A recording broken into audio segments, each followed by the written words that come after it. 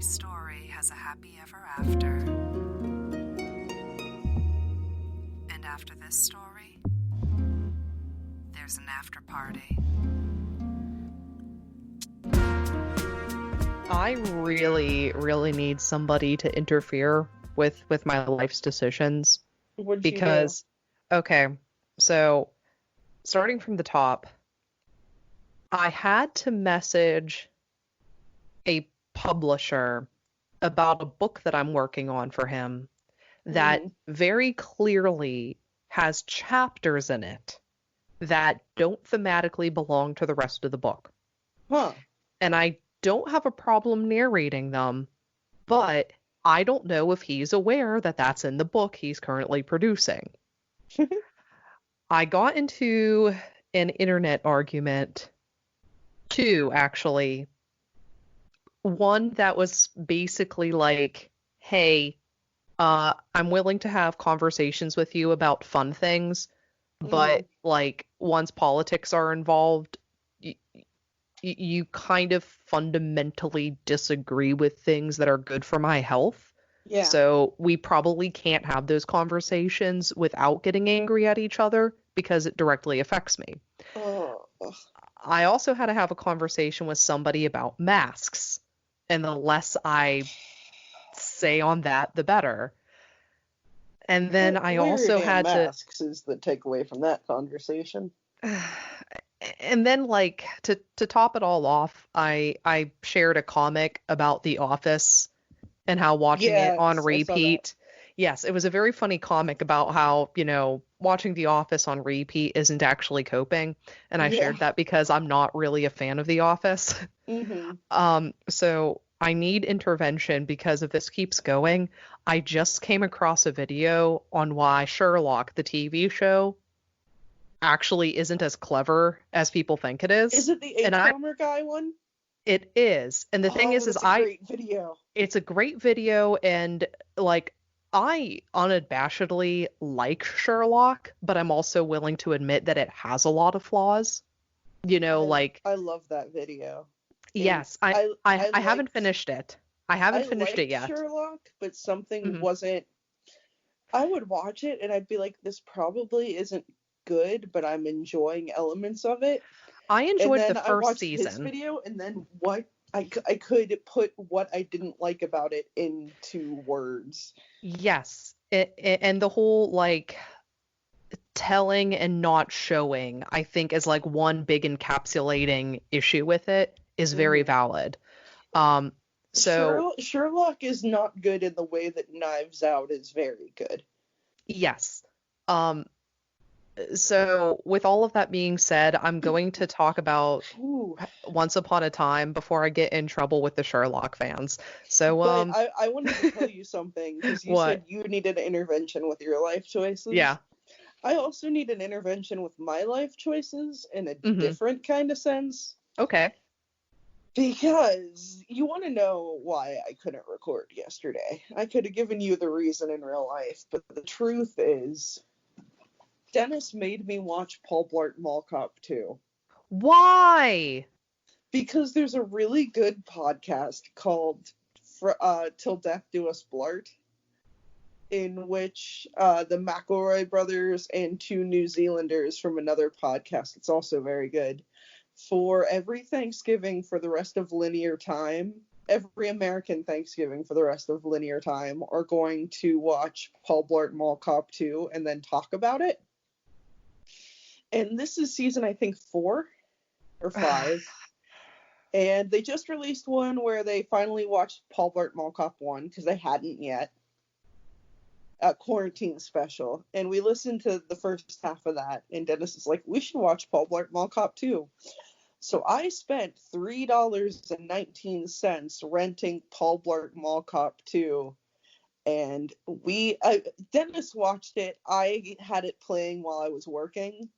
And about 20 minutes into the 90-minute movie, I started getting a really bad headache and not feeling great just about life. I don't blame you. It's bad in the way that Cats isn't bad.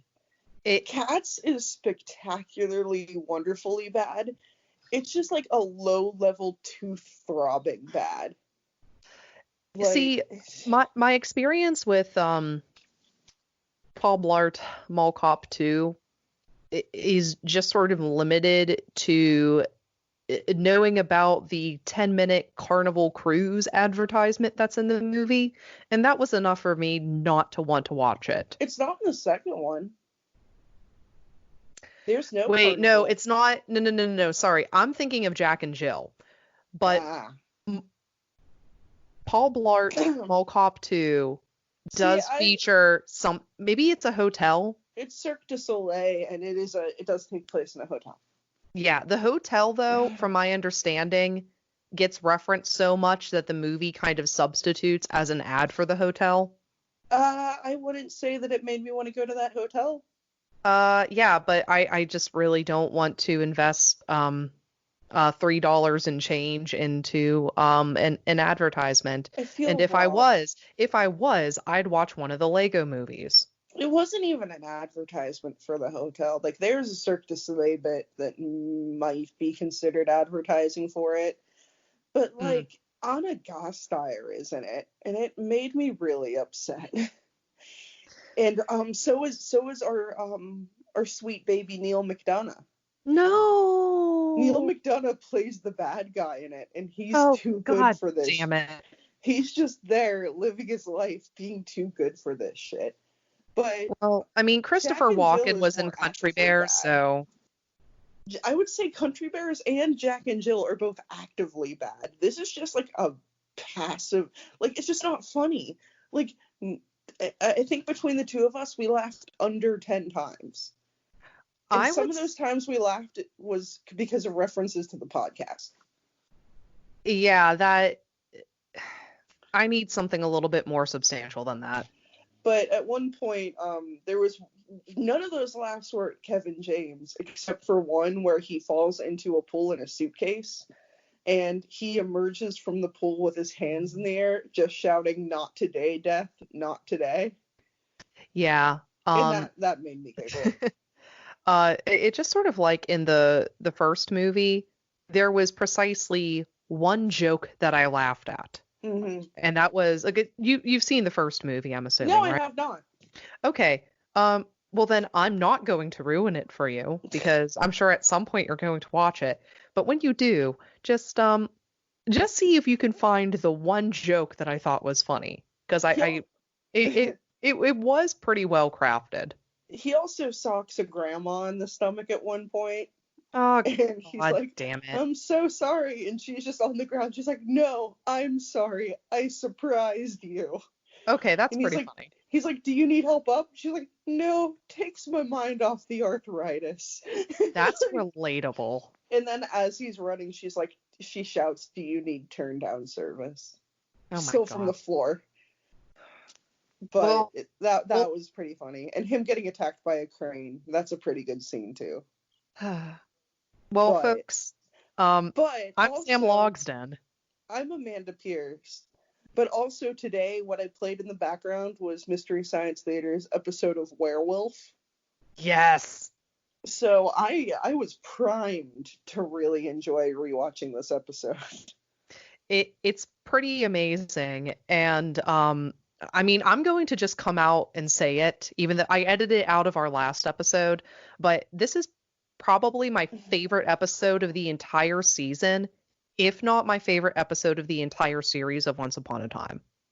I'd say it's definitely mine of this season. I have not watched all of the show, so I'm going to hold my Neither have praise. I, but if my stopping point is any indication of where the writing went wrong, I'm going to kind of hold by that statement for now. Possibly the series, but definitely my favorite of this episode. Season. Thank you, season. Before we actually talk about the episode itself, I want to bring up something that you mentioned a little while back. This episode was written by Jen Epsenson, who wrote the other episode we both really enjoyed, Skin Deep. She wrote The Golden Crown and Game of Thrones. but her career in writing and producing is extensive. She was one of the main producers and writers on Buffy the Vampire Slayer and actually won a Hugo Award for one of her episodes. Yep. And she also wrote a bunch of episodes for Battlestar Galactica, for Firefly, and like a lot of Sci-Fi Channel original series like Warehouse 13 and Eureka. So Okay. like the fact that this episode comes from this person really stands out. And it's like, And it it has features good lines in it too, which is fantastic lines. It actually kind of is probably one of the very few episodes of Once Upon a Time where like some of the conflict between Mary Margaret and Emma is palpable. It's not just driven by the tension of potential mother-daughter conflicts. It actually has like I think because of how horrific this episode is in the fairy tale portion, it really highlights some of the things going on in Storybrooke that really are terrible. And it's written to really show like the real life consequences of these actions of people. Even though we, the audience, know Regina is behind it, there's still this really strong tension of, well, who's going to take the fall for Catherine's disappearance? Yeah. You know? And up until this point, I felt like there was always this safety net because the audience was sort of always in on it, you know? And this is probably one of the very few episodes where I don't have that security net, and that makes all the drama interesting. It makes it more dramatic. Yes. So, do you know who directed the episode? That was one thing I looked up. Yeah, who directed it, Amanda? Ron Underwood, whose name I did not recognize, but whose IMDb page made me made some sense. He directed Mighty Joe Young for Disney. Ooh. A movie I remember liking, but do not remember. And I remember crying my eyes out during that movie. Oh yeah. And do you know what he directed? You're gonna tell me. The Kevin Bacon classic Tremors. Yes. Yep. That actually, oh my gosh. That makes me like this episode even more. Yep, which makes sense. He directed a whole bunch of TV and stuff too, but his first credit is he directed Tremors. Did he direct the television show too? I don't know. Don't worry about it right now. I kind of doubt it. Yeah, I mean, like the it doesn't TV look show... like he did any of the sequels. Oh, okay, so he probably didn't then. But anyway, I think he did episodes of Boston Legal, one of my favorite TV shows of all time. And Pluto Nash. Oh god. His oh my god. Sorry. Do you remember the Cinema Snob DVD Hell Too Smart for Strangers? Yeah. Did he direct that? Yes. Where Winnie the Pooh tells you not to let strangers touch you in weird ways.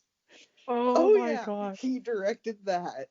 Okay, yeah, this new favorite director, Tremors, and everything else. Oh my gosh, yeah, it's going to be very hard pressed for me to find another episode of Once Upon a Time now that I'm going to like better than this, just based off of the writer and director alone. Oh yeah. I need to watch Tremors now, and all the sequels. It might make more sense to understand why we like this episode so much, because we've said this before, we're both huge horror enthusiasts. Oh yeah. And this episode isn't just talking about, like, big wolves. Mm-hmm. The implication very strongly being werewolf, because they don't outright say it. They do eventually. They just kind of call it the wolf. Yeah. And it's almost more like a dire wolf, but there's that implication of someone being a werewolf. Mm-hmm. And that's pretty obvious. But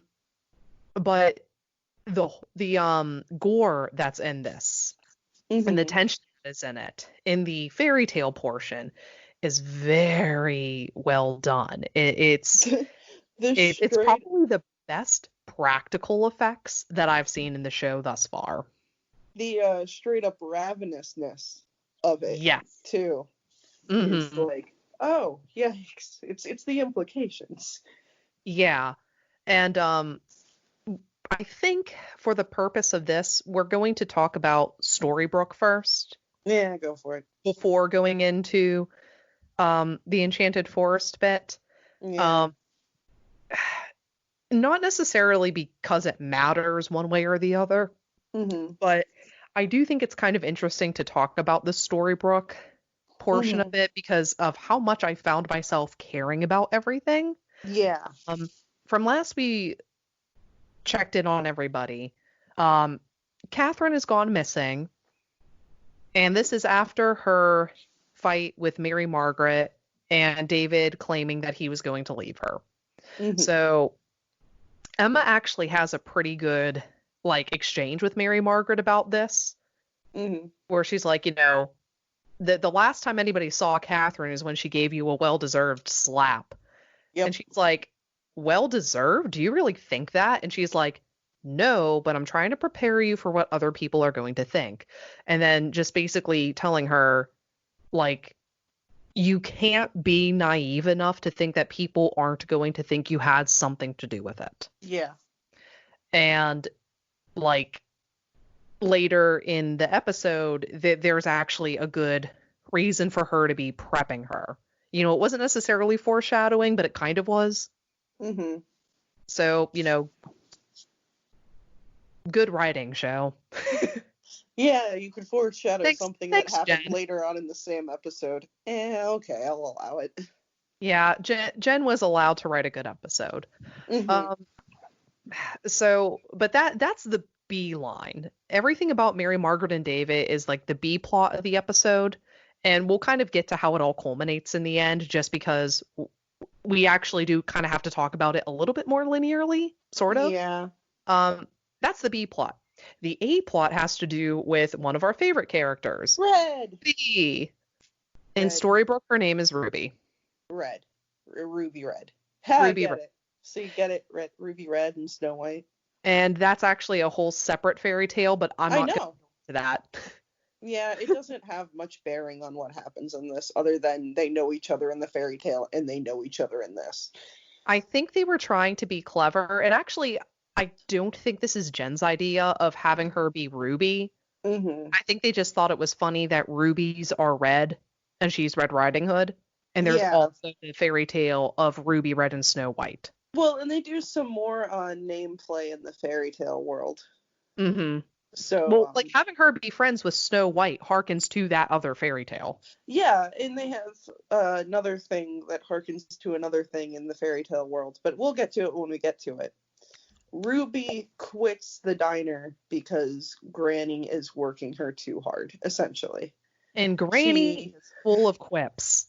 She calls her Liza during Fleet Week. You look like a drag queen during Fleet Week. To which also refers to. Sorry. Huh? She also calls her Liza, referring to Liza Minnelli. Mm-hmm. And she says, "You look like Norman Bates when he's dressing as Norman Bates' mother." Yeah, the two of them I actually feel have a very good relationship as granddaughter and grandmother. Yeah. Like if you didn't know your mother and you were forced to live with your abuela for so long, you would get kind of, like fed up with her shenanigans. But Granny has consistently been so funny in the show. Even, I don't remember if I mentioned this last episode, but like, she got really mad at Mary Margaret. Granny did. And at the end of the episode, she lights her candle for her when everything else goes away. So it's sort of like, okay, when you're on Granny's good side, you know you're good. Yeah. So like the people clearly respect her. And I could also kind of see that driving that rebellious wave in Ruby. So like I totally get that. It's almost like somebody who wrote this episode knew how the brains of women work. And I feel from the episode that we know she wrote from Game of Thrones, she gets interpersonal relationships pretty well. Yeah, like the toxicity of relationships and how you need to work on relationships to better yourself and your community. Yeah. He's really good. Oh crap, I can't remember what Buffy episode won her the Hugo, but I I never really believe watched Buffy. Heather was obsessed with it, so I kind of vicariously watched a lot of Buffy through her. Yeah, Buffy through osmosis. Yeah. No, we can get hate from the Sherlock and the Buffy people.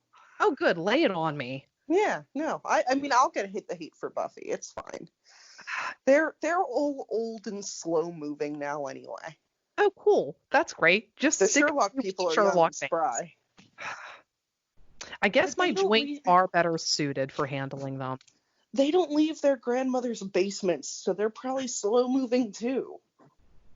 I feel like the overlap is strong enough that, like, you and I could take on one person belonging to both fan groups. They're neckbeards who think they're clever, and nerdy girls who squee over Benderback Bunderbun. No. It's it's that hyperflex of I'm not like other girls. Yeah. Yeah. No. Yeah. Yeah. Minute Pixie Girls. Ugh. They want to be. Bring the hate. Bring it. I'm not scared of you. What are you gonna do? You can't get within 6 feet of me. Anybody who has a neck beard or anybody has the I'm not like other girls flex, like, we both got bullied in high school. We survived, you guys. And I used to be a combination of you two, and I overcame that. You can't get me. Yeah, no. You lived through that because I didn't kill you. And you lived through that because... Actually, I'm surprised you lived through that. Are you sure you're not a zombie? Because I'm not like other girls. Comedy, everybody. Do, do, do, do, do, do, do. So anyway, Ruby gets fed up with working at the diner, and because she wants to leave town, Dr. Whale starts more or less hitting on her, like, I can get you a ride home, and just not picking up on any signals whatsoever. Jen, thank you for writing him in there for like 3 lines so we could just remember how much of an idiot he is. And yeah, like, Mary Margaret and Emma find her saying like, hey, I just want to get out of here and I don't have a plan. And they're like, hey girl, that's a really dumb idea. Let us help you find a new job. And she's like, okay. And she ends up going to the sheriff's station the next day, and Henry is helping her find a job. We're going to just brush that aside. I feel like Jen was obligated to put him in a scene or two. I'm not blaming that on her. But while at the sheriff's station, we realize that Ruby has the natural ability to talk to people over phone. It's almost like she's used to working in the service industry and can use those skills. Yep. And she does. She temporarily gets a job at the sheriff's station, and Emma actually has her help out solving a crime. Well, or solving potential evidence. And solving their sandwich issue. And the sandwich issue, which leads to a good... doing the same thing. Yeah, Granny calls her out on her BS, and Ruby with her scene hair is like, I help solve crimes. And Granny's like, yeah, I'm sure you do. Here's your grilled cheeses. Like, the shade is turned all the way up, and I love it. Yeah. Oh, there's so much to love about Granny in this episode. Yeah, just in general, she's like the best. But I think her pointing that crossbow at the door was like one of my favorite things ever. I know. We will get there. So because Emma has that confrontation with Mary Margaret of like, yo, people might say something, Mary Margaret finds herself in the woods, and David is in the woods, and he's just broken. He keeps saying, I'm looking over and over again. Something is clearly wrong. And like Dr. Whale is really quick to point out, he's basically going through a similar episode that he went through when he first woke up from the coma. Yeah. Now, This was something really cool and clever and could have potentially led to much more interesting things.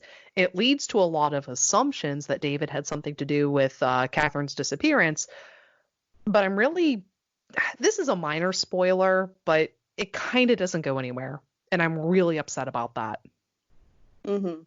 Like, Jen wrote something pretty cool and substantive, Mm-hmm. and the show farts on it in later episodes. That's one of the reasons why I kind of hate when big budget shows have multiple writers and inconsistencies. Yeah. It's like somebody will be like, here's my trail of breadcrumbs, and someone's like, here's my dove eating your breadcrumbs and shitting on your car. Or, can ruin a Star Wars trilogy. Well, the fans did that.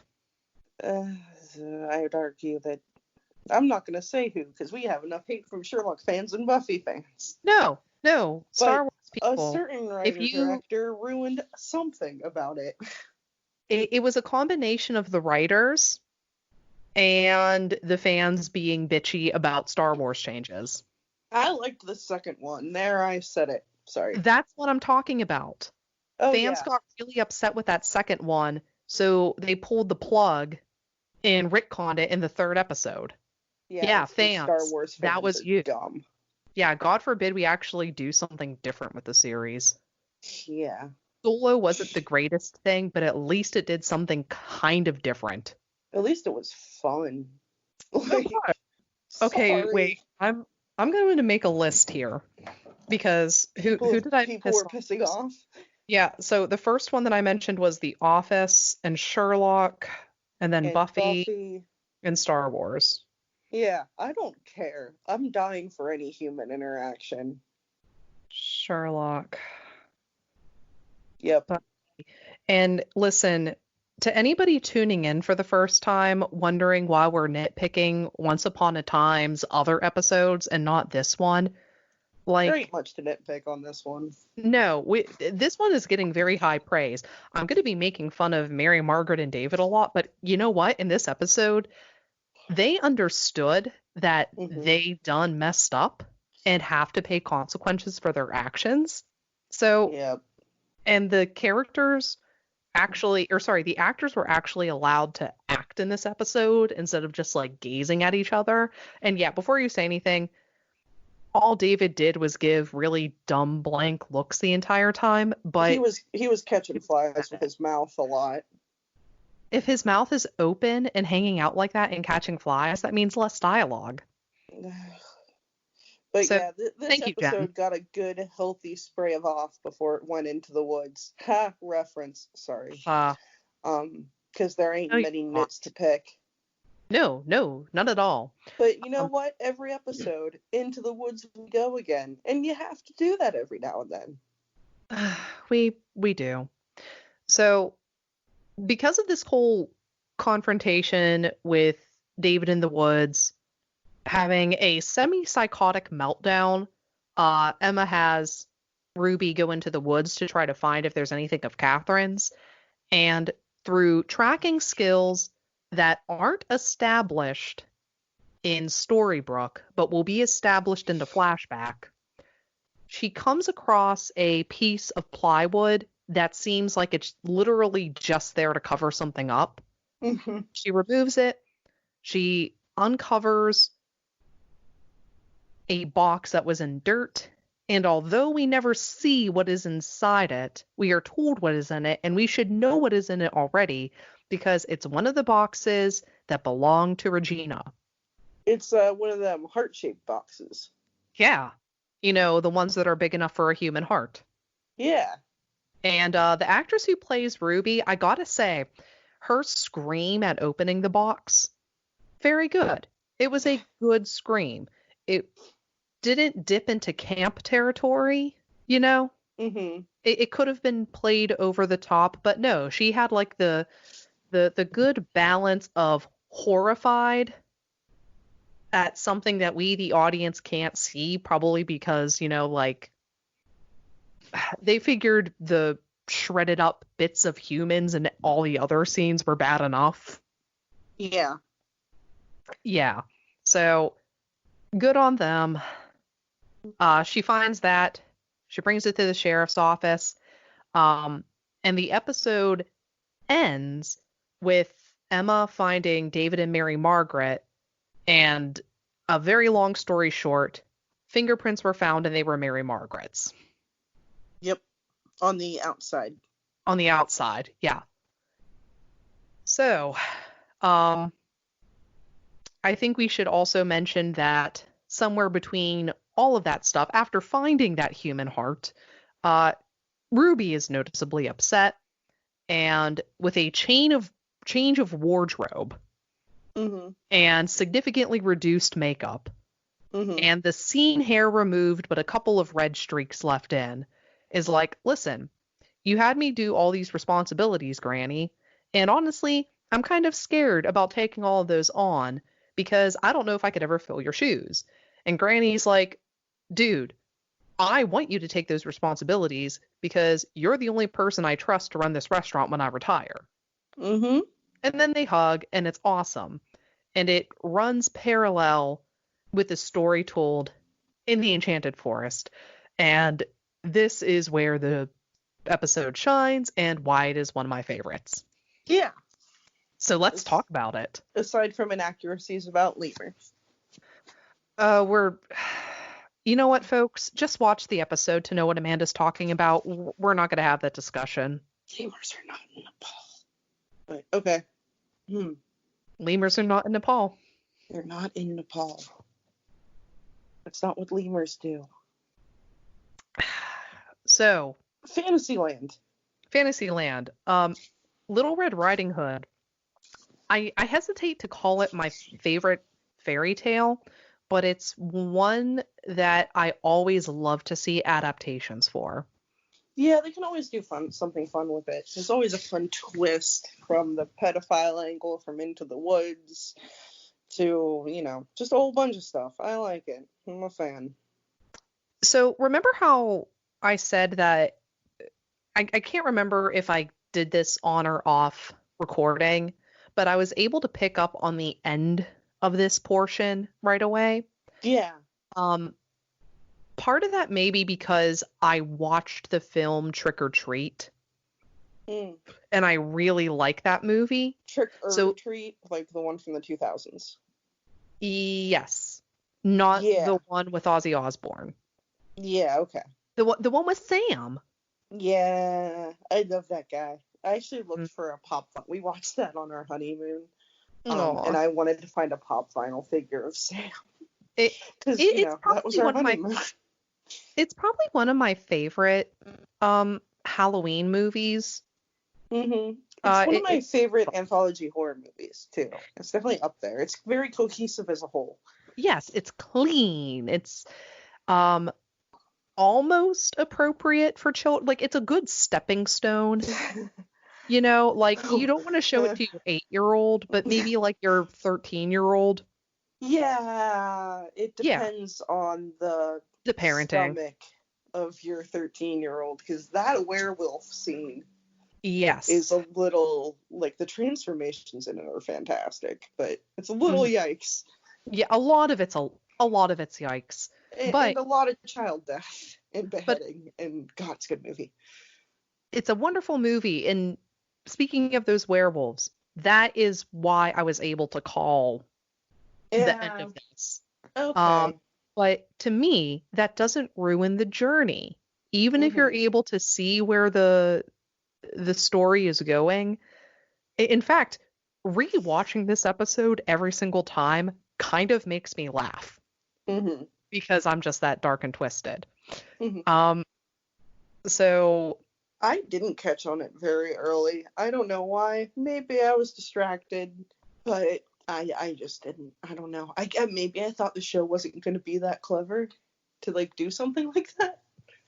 Where it was like in the back of my mind, I'm like, okay, this is probably where the show is going, but I wonder, like, how they're going to show it. We just need to talk about it. So the flashback portion, the Enchanted Forest portion, begins with Red getting a visitor from a male suitor named Peter. Now, if I ever had to nitpick one thing about this episode, It's that they wasted the opportunity to make Peter not a blacksmith's son, but a woodcutter's son. Yep, that was the reference to another thing from this episode that I got was Peter and the Wolf. Yes. It's one of those things where it's like, I feel like they just did that because of name. Peter and the Wolf. Like, oh, I get it now. We get the suspicion that Granny doesn't really like boys coming over to visit her granddaughter, and before Red and her suitor Peter can do anything, there's a knock at the door, and Granny wants Red to come to the door. And it's the town villagers. They're upset about a wolf, and Granny's like, listen, the wolf's super deadly and it only goes after sheep. Let's just leave it at sheep, because what did she, Wolf's Time? Yeah, right? Wolf's Time. Yep, there are only 2 days left. Yeah, there's only 2 days left. Let it take sheep. Be smart. This is actually probably a great episode to watch during quarantine amidst all the protests. Yeah. It made me think, that makes me think, and this made me think of the Kill the Beast scene with all the villagers from Beauty and the Beast. With the torches. We don't like what we don't understand. Yeah, it's like, hey, folks, do you want to actively aggravate the thing that's causing us problems and is known to sort of tear people from limb to limb, or do you just want to like let it do its thing that actually works and not feed into it? Yeah. Don't become part of the problem. And they kind of do. We're definitely only talking about Once Upon a Time. Yes, absolutely. We're not stepping on anybody else. Oh, okay, crap. I'm adding it to the list. Add it to the list. Quarantine protesters. Angry villagers with torches. You might as well add them to the list too. You know what I'm just gonna do? I'm gonna say quarantine protesters with pitchforks, because I think that kind of encapsulates it in like one nice bubble. It's tied together in one angry mob bow. Okay.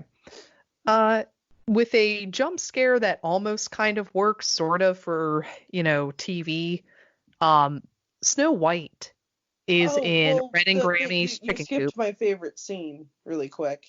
Oh, with the crossbow? Red leaves and Granny positions herself in like a rocking chair with a crossbow aimed at the front door, which is just like almost Bruce Campbell level badass move. So when I first watched this episode, it was very effective with misdirection. My second time watching this episode, I was like, okay, I kind of understand why this is here for the sake of misdirection, but not from a storytelling standpoint. I don't care. Today, got a good shot. No. Well, no, today I actually have a good reasoning for that. So, putting a pin in it. I'm putting a pin in that, because I think I can actually justify it from a storytelling standpoint, not just a misdirection standpoint. Snow White ends up coming into contact with Red. She lies about her name. She says Frosty. Which, okay, that's funny. And then she says Margaret, no wait, Mary. Yeah. So thanks, Jen. References. We have them. You know what? I can't hate Jen for that one. That was actually like a... It was decent. It was fine. And I also want her cape. Yes. I want both Very of them. well textured. Yeah. Embroidered. I'm learning embroidery now, by the way. I know some basics of embroidery. My mom used to be really good at it. So Red is letting Snow kind of crash at their place. They go to a town meeting about the wolf, and Granny, who I'm going to go on a very brief tangent here, delivers the best monologue I think exists in Once Upon a Time that isn't delivered by Lana Parrilla or Robert Carlyle. Okay. He tells in very graphic detail about how there was another wolf during Wolf's time when she was a young girl that killed her father and her 6 brothers. Mm-hmm. And the town people for years have been calling her crazy for, like being under lockdown during Wolf's time and saying, well, red repels wolves. And she's like trying to explain this to the townspeople. And they're like, you tell us this all the time. And she's like, yeah, but you never asked me how I knew all this. And she tells this story in like excruciating detail about like the carnage of her family and falling off of the roof into a puddle of her family's blood. And the wolf basically like gnawing her arm, and you see like all the scarring on her arm and how she was able to get away from basically the color red repelling it. Yeah. So, really good monologue. And they also refer to Granny by not her full name, but part of her name. The Widow Lucas, which I looked up any kind of references to a Lucas in a werewolf story. And during the time that Once Upon a Time was released in 2011, there was a teen paranormal romance kind of book release called I think it was like Shadowfall was the name of it, which was about werewolves, and the main protagonist was Lucas. And I'm thinking that based on Jen's knowledge of sci-fi shows and like generally having a really good pulse for what young people want to see on TV, I'm almost positive that that is the reference, but I'm not going to state that as fact. It also could be kind of a bastardization of lichen.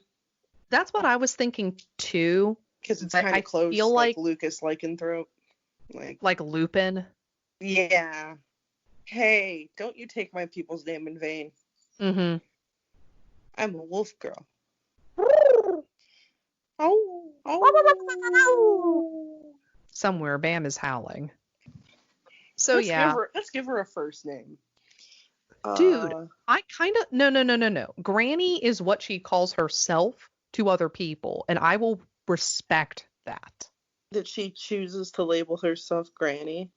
Yes. She chooses to be ageist against herself? It's not ageism, it is embracing her age. Mm-hmm. Okay, if you want to go down that route, Marlowe. Why?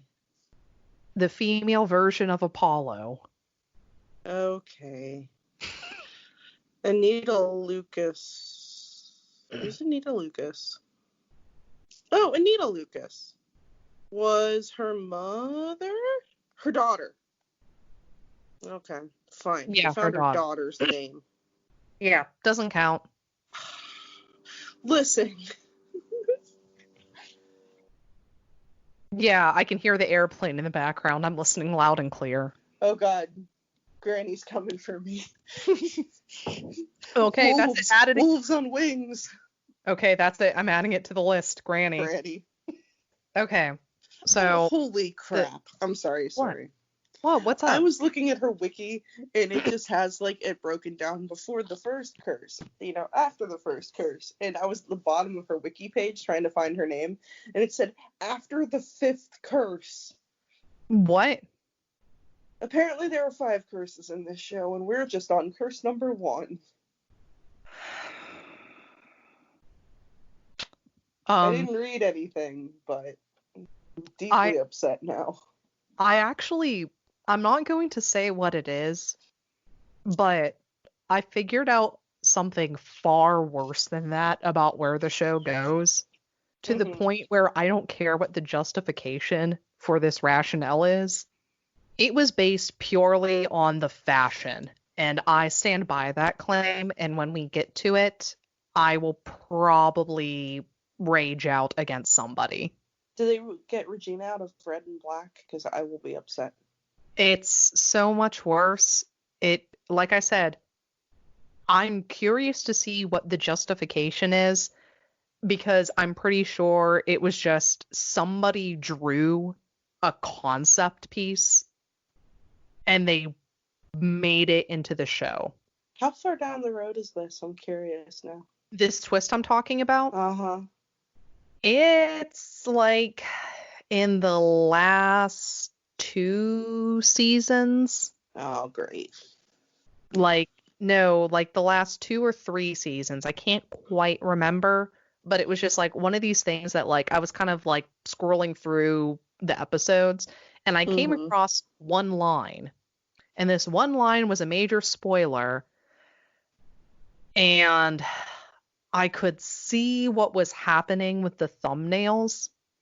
And I Mhm. was like, this is literally the only explanation that I have because I don't know what actually happens in the show, but I'm almost convinced that it's purely artistically driven.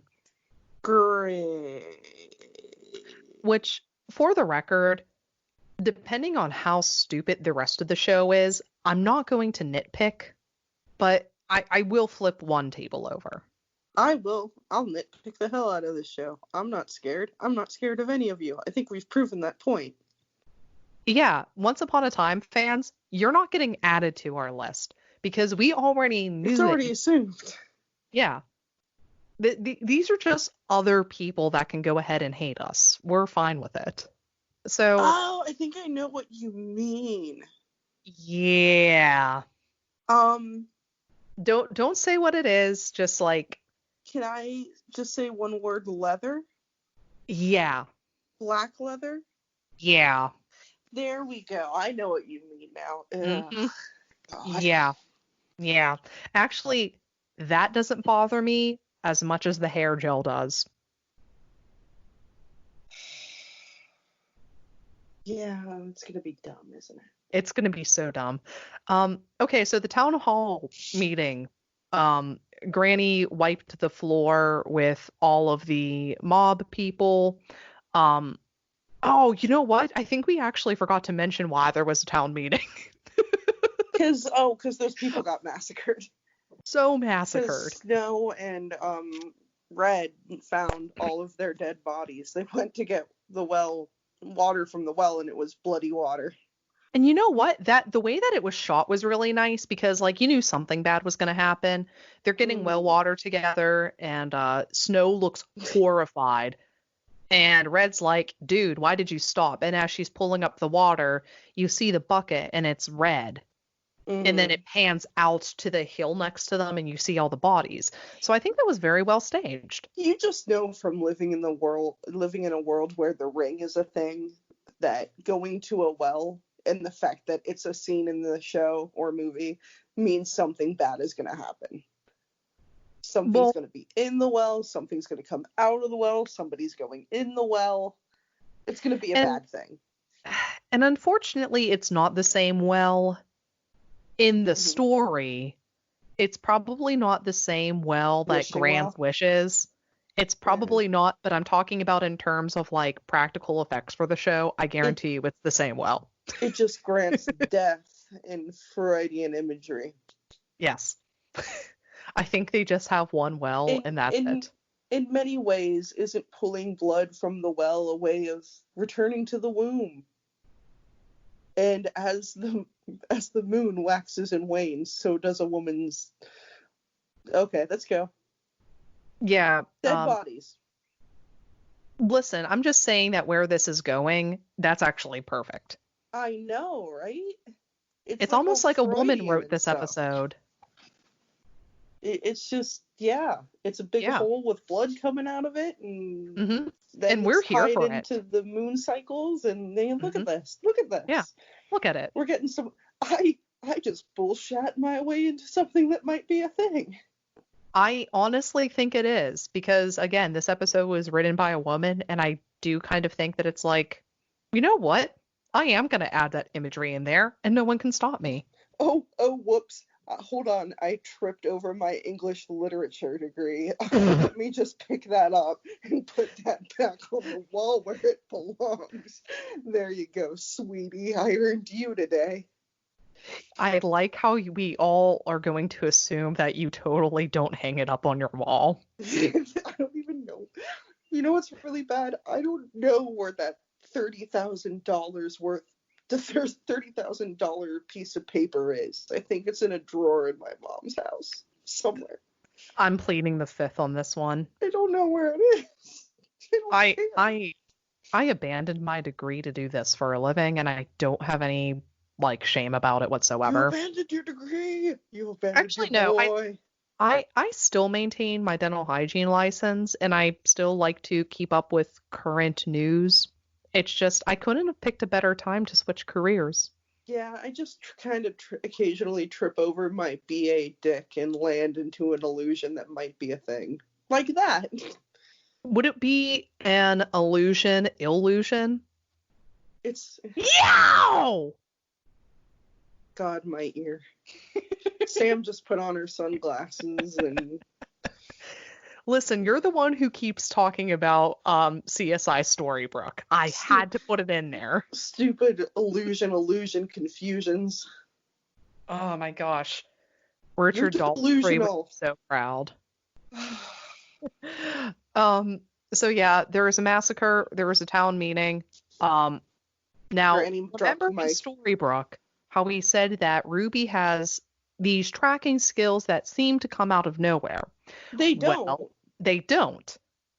When you're telling it from that perspective, like in the Storybrooke world, she doesn't know how she's able to do it. So it does seem to come out of nowhere from her perspective. But we as the audience get to see that because she lives with Granny in the middle of the woods, she has tracking experience. Mm-hmm. Well, Amongst other reasons, which we will get Mary to. Margaret helps teach her too. Which, I'm sorry, Mary Margaret teaching someone who's lived in the woods their entire life how to do a tracking thing kind of reeks of someone who spent a vacation in France and now says croissant.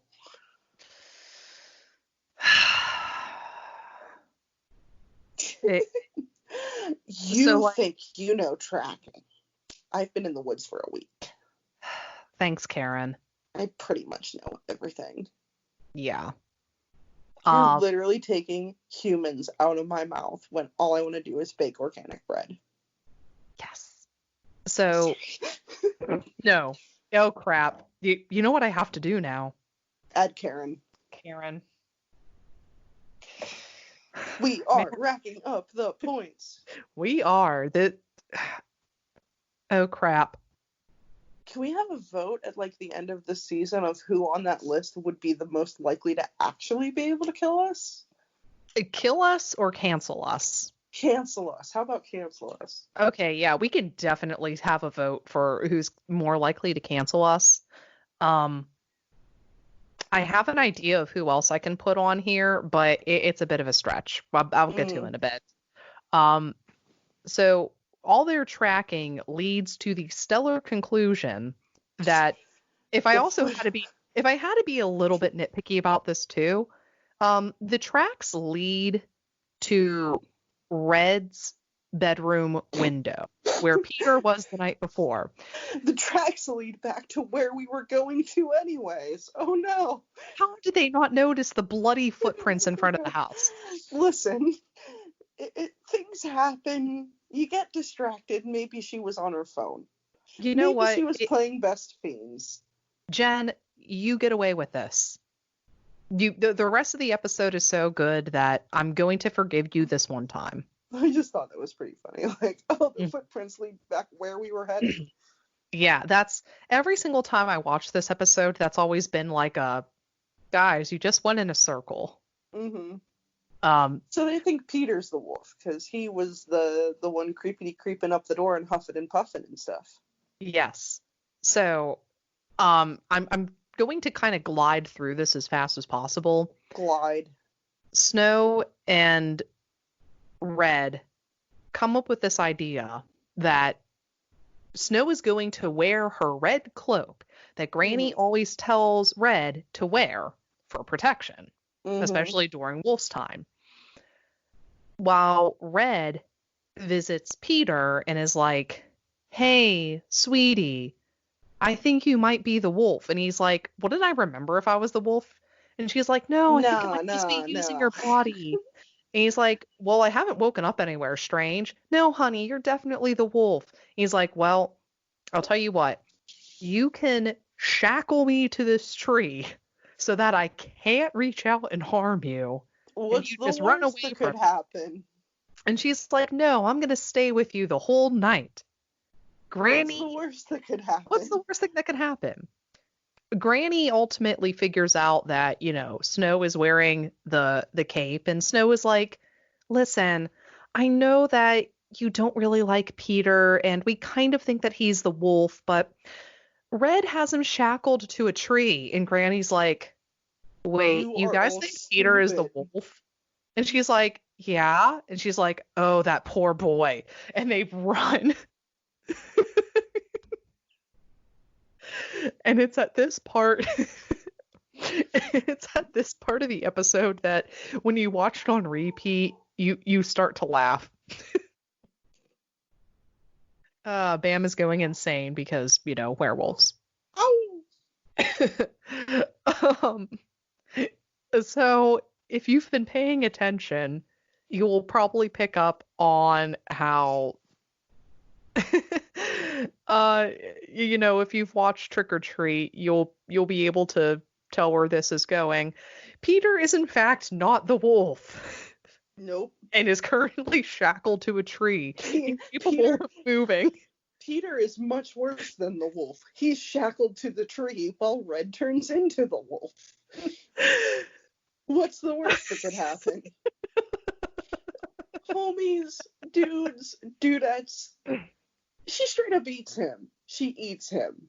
She eats him so much that Not metaphorically, or like she literally is chomping on him when Granny and Snow come upon him. And like the thing is as Granny and Snow are, tracking her down, Granny just kind of softly explains that, yeah, that wasn't like a random wolf who killed my brothers and my father, It runs in the family. It's a curse of all women. Listen, some families have a thing. Some people have their mother. Like, all the women in my family look alike. And Yeah. all of the men on my mom's side of the family, all of us have the same frickin' face. It just happens sometimes. And, in some families, people are wolves. Yeah, I inherited the ass of the Greeks. Different strokes for different folks. Yeah. So Granny's explaining this, and Snow very smartly was like, well, wait, why aren't you turning into a wolf now? And she's like, it kind of dissipates with age, Menopause. but, menopause. Menopause And, is the reason. but her sense of smell is still very keen. Mm-hmm. And they find Red. She is, needless to say, horrified at what happened. And the villagers throw the cloak over her. Yes. They shoot her with a thing and throw the cloak over her, so she's no longer. Yeah. They incapacitate her boyfriend. Yeah.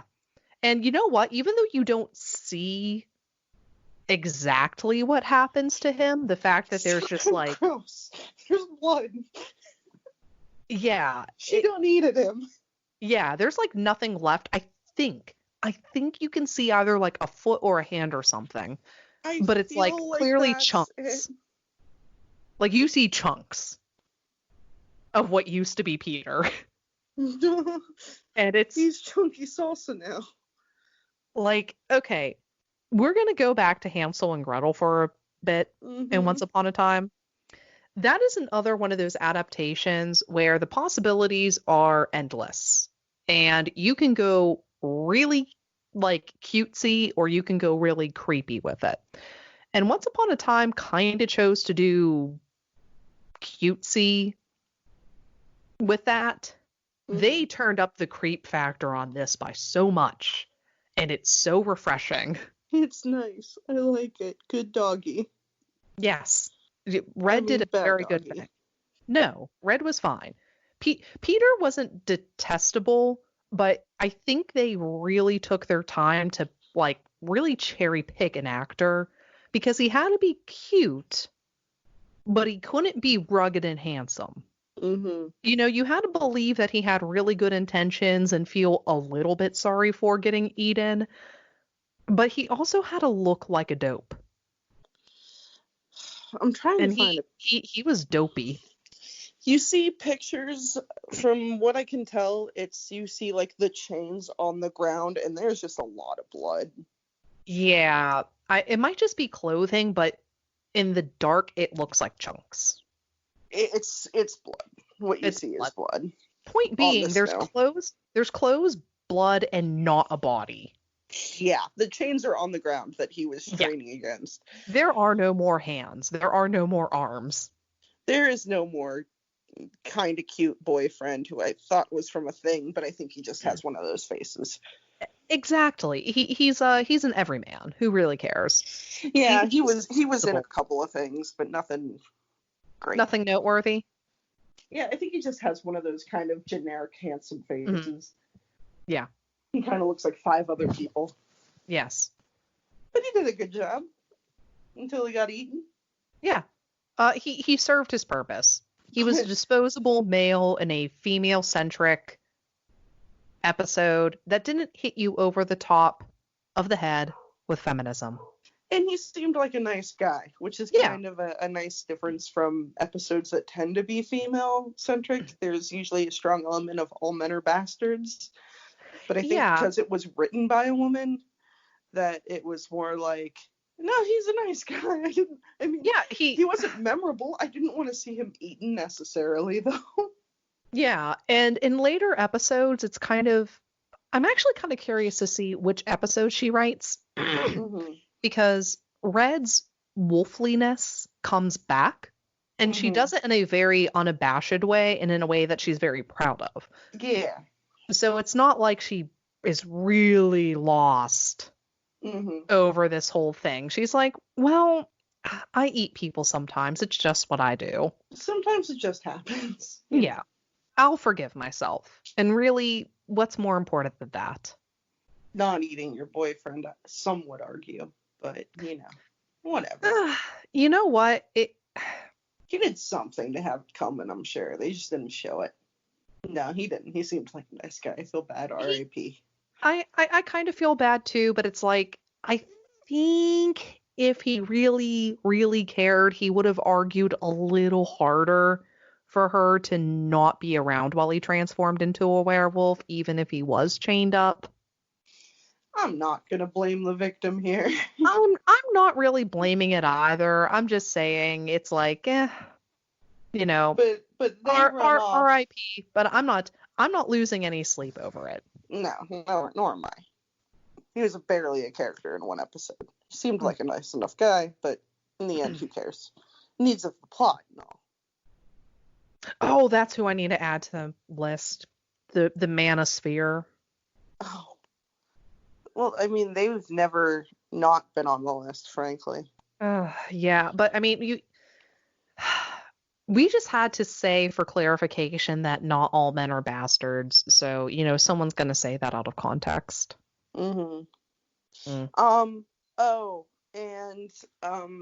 So after it's revealed that she ate her boyfriend, Red and Snow make themselves scarce, and Granny stays behind, and it is lightly implied that Granny may transform and attack them. And that's what hold on.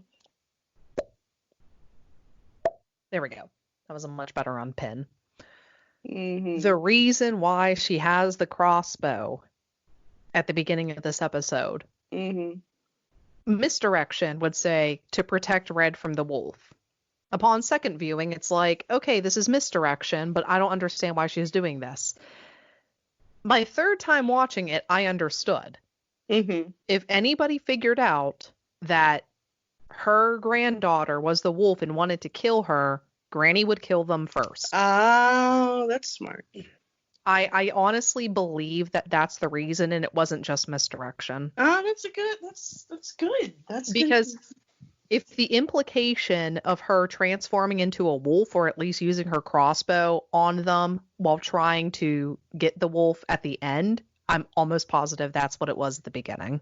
And it was a silver-tipped crossbow, too, so it could have killed either of them, or harmed either of them. Exactly. Either villagers coming for Red, or Red coming for Granny. Exactly. It's good writing. So Granny probably massacred a whole bunch of people. And I'm okay with that. It's Granny. And the only other thing worth noting is in the real world, she shows that she still has the scars on her arm, too. And it's always hurting her during the full moon. Because women. Because women. 5 apples. Yeah. Same. You can easily cut that part out. Easily one of the best, like, in general, like, I'm not always, like, the most passionate about TV. Like, I tend to gravitate more towards, like, movies and stuff like that. So, like, for me to have, like, a favorite episode in any kind of television show is usually, like, the slice of life episodes, or ones that don't really focus on the main plot too much. Mm-hmm. So, Once Upon a Time is actually very consistent in that. Even though it's a show that does take a lot of detours from the main plot. And this one, if you knew nothing else about the show and you just watched this episode, you'd be able to kind of fill in the gaps enough to maybe, like, rewatch the earlier episodes and continue on. Yeah. Because, like, Regina wasn't in this episode, Rumpelstiltskin wasn't in this episode. But it would leave you with enough intrigue to care about the rest of the show. And from watching it from the pilot and seeing it get to this point, like, it kind of reinvigorates my interest in it, especially since it does have so many low points. Like, I can't remember what the next episode is. Speaking of low points. Yes. It's a Prince Charming and Snow White episode. I figured Heart we of were due Darkness for is one. what it's called. Yeah. I think 2 good episodes. If I remember right, it's one of the better ones, but I think is this the one with Rumpelstiltskin too? Yes. Okay, yeah, no, this one is good. Yeah, it's fine from what I remember. But, you know, this was a good one. Yeah. And, you know, it's better than Werewolf. Werewolf. Werewolf. I don't know. So, You were supposed to be watching him. Let's see. 1, 2, 3, 4, 5, 6, 7. We have 8 people on our list. Yeah, we're a little over halfway into this season. Let's wait till the end of the season, see how long the list is, and then see who is going to cancel us. Should I just preemptively add Chris Jericho on here? Sure. Because, like, you know what I want to say. Mm-hmm. We just made the list. We can even put tallies if we continue offending, but we'll see how it goes. We'll see how the spirit moves. I'm Sam Logston, and I hope all of you are. Hey, hope all of you Amanda are safe. Pierce, stepping on my lines. I'm Amanda Pierce, and you're stepping on my lines. Okay, fine. Squash. Remember, it might not be the end. It might not be happy. But you are always welcome to this party. Stepping on my lines. Take stepping on my lines. Keep stepping.